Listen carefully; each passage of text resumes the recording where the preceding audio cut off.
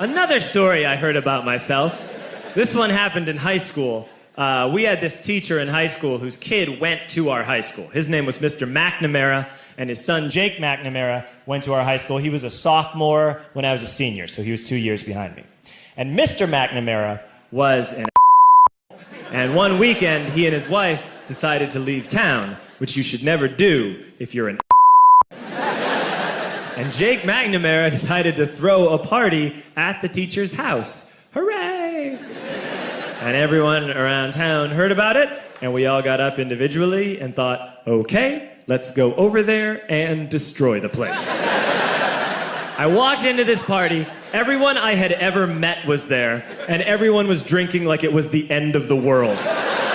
People were drinking like it was the Civil War and a doctor was coming to saw our legs off. It was totally unsupervised. We were like dogs without horses. We were running wild. I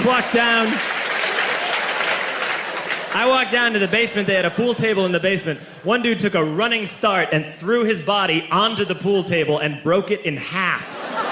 Another kid found out which room was Mr. McNamara's and went upstairs and took a on his computer. So the party was going great. I'm standing in the basement and I'm holding a red cup. You've seen movies. And I'm standing there and I'm holding a red cup and I'm starting to black out. And I guess someone said like, something, something, police. And in a brilliant moment of word association, I yelled, fuck the police! Fuck the police! And everyone else joined in. 100 drunk white children yelling, fuck the police. With the confidence of guys who have like already been to jail and aren't afraid of it anymore. You know, that like, I serve my nickel, you come and take me confidence. But white children. The reason someone had said something, something police was because the police were there. So a Chicago police officer walked down the stairs and got to the bottom in the basement and looked out over a sea of drunk toddlers yelling, fuck the police, in his face.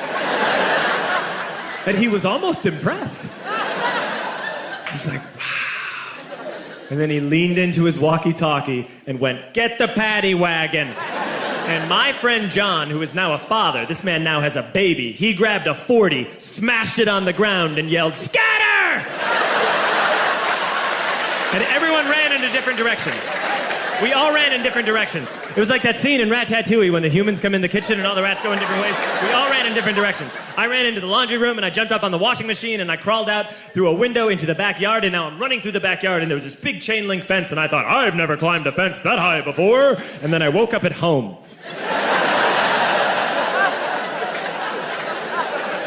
On Monday, I went to school because that's what we did back then. And I'm walking into the school building, and who do I see but Jake McNamara? And he says to me, hey, were you at my party on Saturday? And I said, no. You know, like a liar. And he said things got really out of hand. Someone broke the pool table. Someone my dad's computer. But the worst thing, he says, the worst thing is that someone stole these old antique photos of my grandmother, and my parents are freaking out about it. And I had that thought that only blackout drunks and Steve Urkel can have.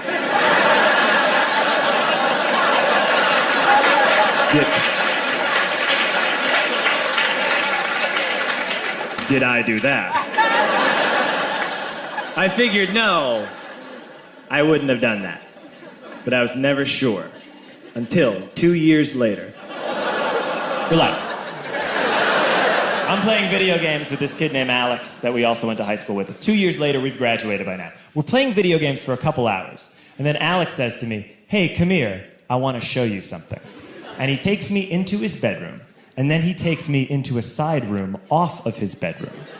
Never a good thing to have.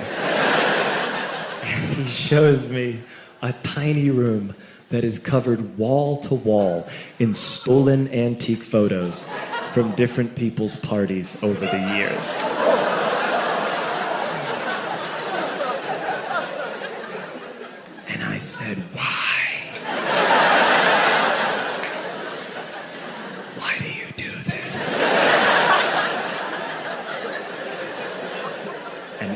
said, because it's the one thing you can't replace.